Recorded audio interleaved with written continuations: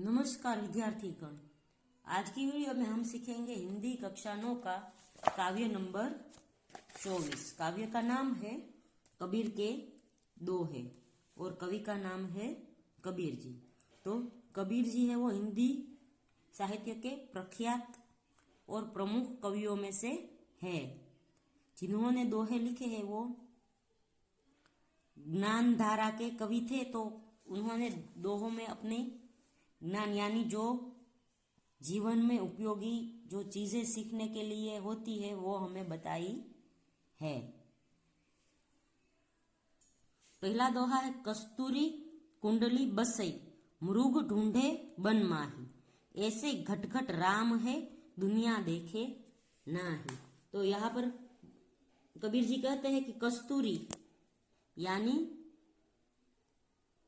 जो कस्तूरी सुगंधी एक है पदार्थ है जो मृग की नाभि से निकलने वाला होता है। जो मृग की नाभि से निकलने वाला एक सुगंधित पदार्थ है उसे हम कस्तूरी कहते हैं।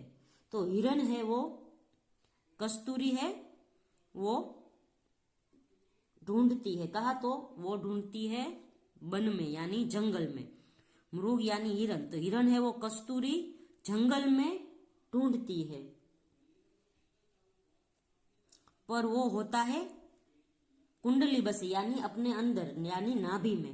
हिरण जंगल में कस्तूरी ढूंढती है पर वो उसकी नाभि में होता है। ऐसे ही हम भी भगवान को है वो मंदिर मस्जिद गुरुद्वारा में ढूंढते हैं पर सच्चा भगवान तो हमारे अंदर ही है। घट यानी हमारे हृदय में ही बसा होता है। यहाँ पर कबीर जी यह कहना चाहते हैं कि ईश्वर की सर्वव्यापकता है यानी हम ईश्वर को मंदिर में मस्जिद में तीर्थों आदि में न ढूंढकर अपने हृदय में ढूंढे।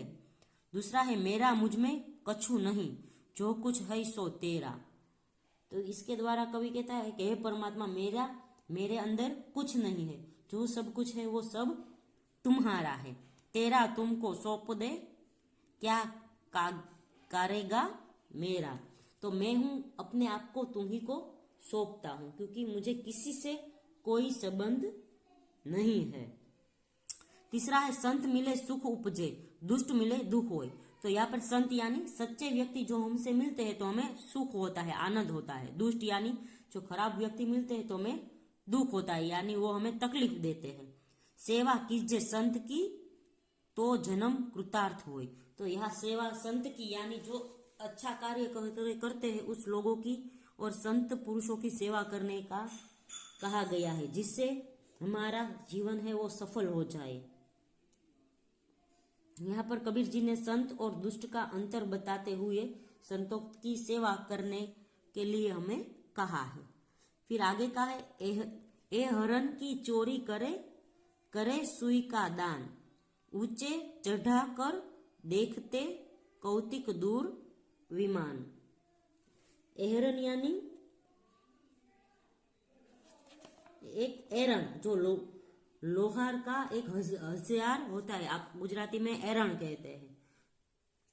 तो कहते हैं कि लोग है वो एरण की चोरी करते हैं और सुई का दान देते हैं। एरण यानी बड़ी चीज और दान छोटी सी वस्तु यानी 1000 की चोरी करके रुपया दान में देते हैं। ऐसी तरह तो फिर से वे ऊंची छत पर चढ़कर देखते हैं कि उनके लिए आने वाला विमान अभी कितना दूर है।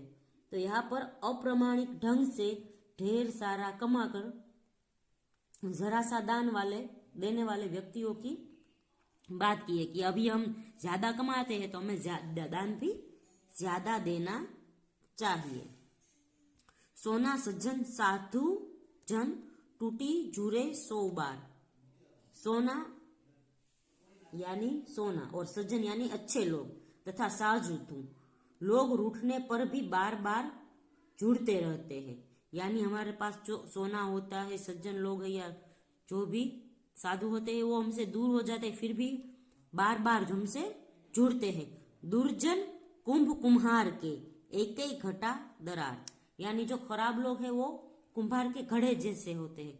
जब एक बार यदि घड़ा टूट जाए तो दोबारा नहीं जुड़ता।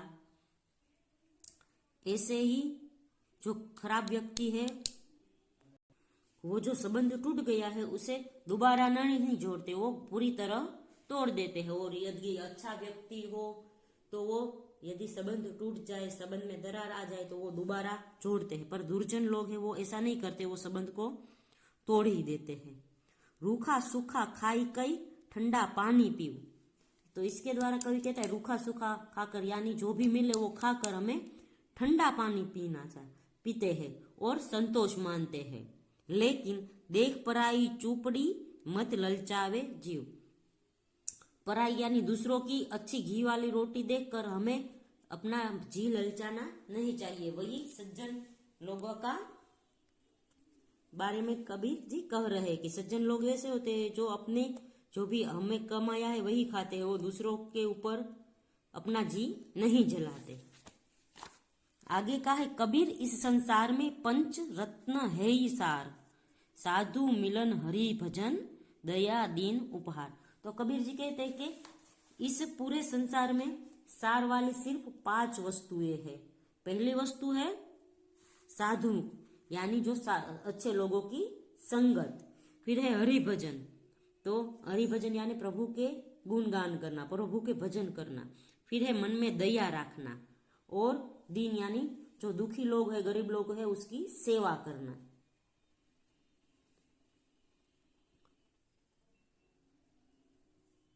और फिर है नम्रता और परोपकार। ये सब यदि आपके अंदर है तो आप है वो संसार को पार कर सकते हैं और आपने आपका जीवन धन्य कर लिया है, ऐसा कबीर जी कहते हैं। और यह कबीर जी सज्जन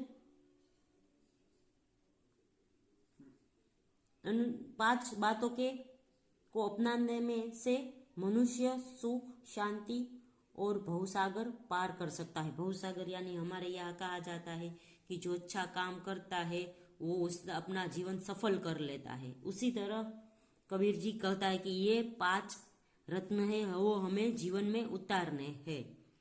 काकर पाथर जोरी कई मस्जिद लई चिनाई, ता चढ़ी मुल्ला बाग दे क्या बहिरा हुआ खुदाई। यहाँ पर कहा गया है कि कंकड़ और पत्थर जोड़कर मस्जिद बनाई।